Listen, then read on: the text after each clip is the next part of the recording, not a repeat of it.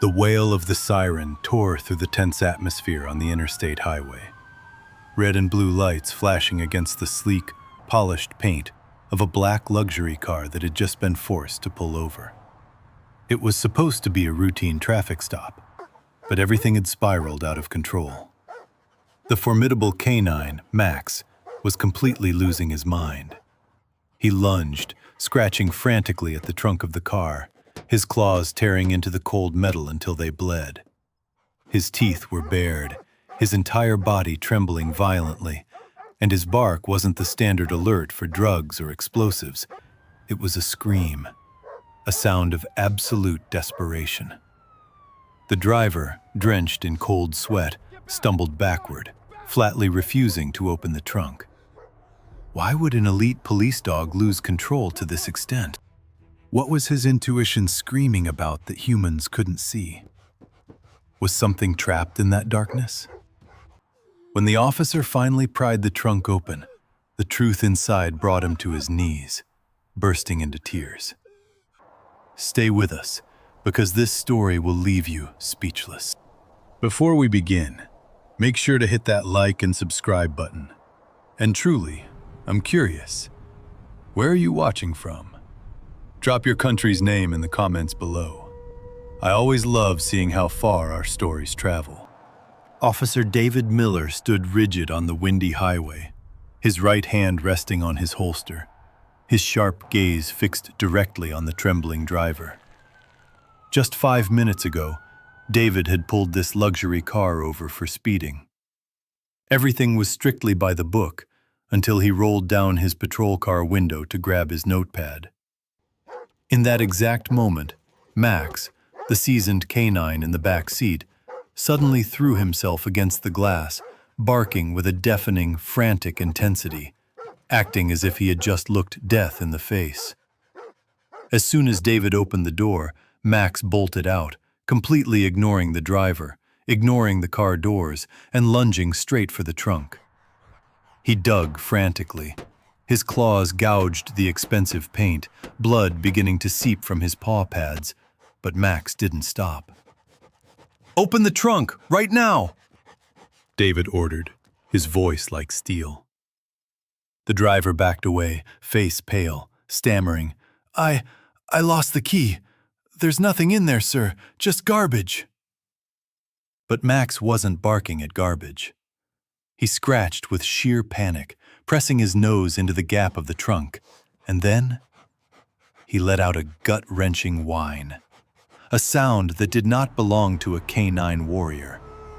It was the cry of a desperate soul calling out to another. The driver kept stepping back, his eyes darting wildly for an escape route. He was hiding a horrifying secret.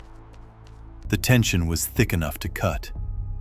David knew that with every passing second, whatever was locked inside that dark trunk was losing its life. He didn't wait any longer. David grabbed the crowbar from his patrol car and marched straight toward the trunk. To understand Max's absolute madness today, you have to rewind time 4 years, to a stormy night that permanently altered this dog's soul. Max was not alone when he joined the police force. He had a brother from the same litter, a German shepherd named Duke. Max and Duke weren't just partners, they were two halves of a single heartbeat. They grew up together, trained together, and shared the same kennel at the Canine Academy. Their spiritual connection was so intense that they didn't need commands.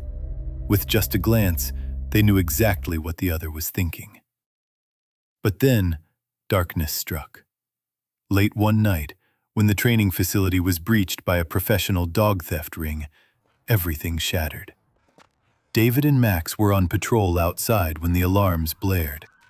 By the time they rushed back, Duke's kennel had been destroyed, stained with blood, and empty. Duke had been kidnapped.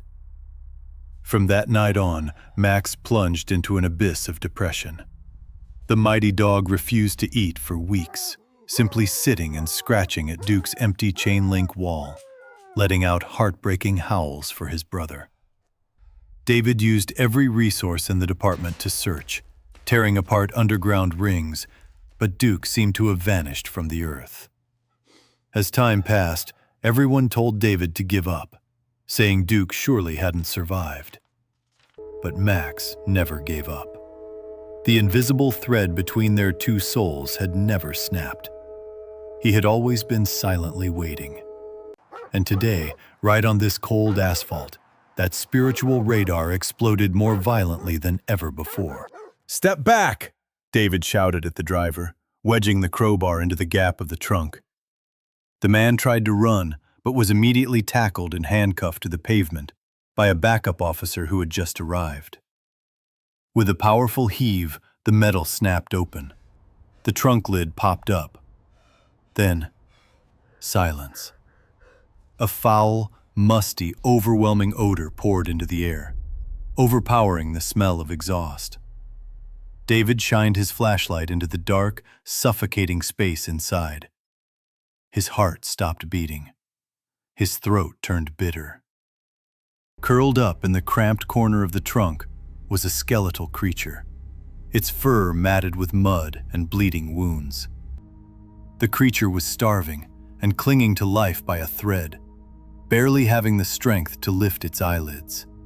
Everything changed. Max immediately leaped into the trunk. He stopped barking. The massive dog buried his wet nose into the filthy fur of the dying animal, letting out choked sobs, licking its scar-covered face with a heartbreaking tenderness. David stood frozen like a statue. His hand trembled so violently he dropped his flashlight. In the dim light, he saw a crescent-shaped scar on the left ear of the dog lying in the trunk. The memories hit him like a physical blow. It was the scar from a training accident 4 years ago. "Duke," David whispered, tears spilling from his eyes, rolling down the hardened officer's cheeks. The dog, stolen 4 years ago, Max's missing brother presumed dead, was lying right here. Duke had been taken by an illegal dog-fighting ring, used as a bait dog, and when he was no longer valuable, they were taking him away to dispose of him. But they couldn't account for Max's sacred intuition. Max had found his brother. "Get emergency vet transport right now!" David screamed over the radio, tears streaming down his face. He carefully slipped his hands under Duke's weightless, broken body, lifting him out of the trunk that had been his prison. Max walked pressed against his side, never taking his eyes off his brother for even a half step, his tail tucked low with anxiety. The speeding ride to the veterinary clinic was a desperate war for life. In the stark white emergency room, doctors rushed to administer IV fluids, bandage wounds, and stabilize Duke's fading heartbeat.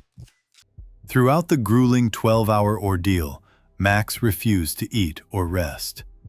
He rested his chin on the edge of the cold, stainless steel table, his amber eyes locked onto every frail breath Duke took. The driver had been thrown into jail, and a massive animal abuse ring was dismantled. But for David and Max right now, the entire world was confined to this quiet room. Finally, the miraculous happened. The next morning, Duke's heart rate began to steady. He shifted slightly, his exhausted eyes slowly opening. His cloudy vision instantly met the familiar figure standing guard right beside him. Max let out a soft, sobbing bark, pressing his nose against Duke's. An understanding passed through their eyes that transcended all language. Duke weakly wagged the very tip of his tail. They had found each other again, after 4 long years swallowed by darkness. David buried his face into the fur of both dogs, breaking down into tears of pure happiness. People often assume that time fades all memories, but for loyal souls, love and connection are eternal. Max never abandoned the belief that his brother was still out there, and his extraordinary intuition manifested a real-life miracle. This story is a heartbreaking yet beautiful testament that the invisible bond between family members, whether human or animal, is stronger than any dark force in this world. When you love someone with all your heart, Even if they vanish into the shadows, that love will always remain the guiding beacon that brings them home.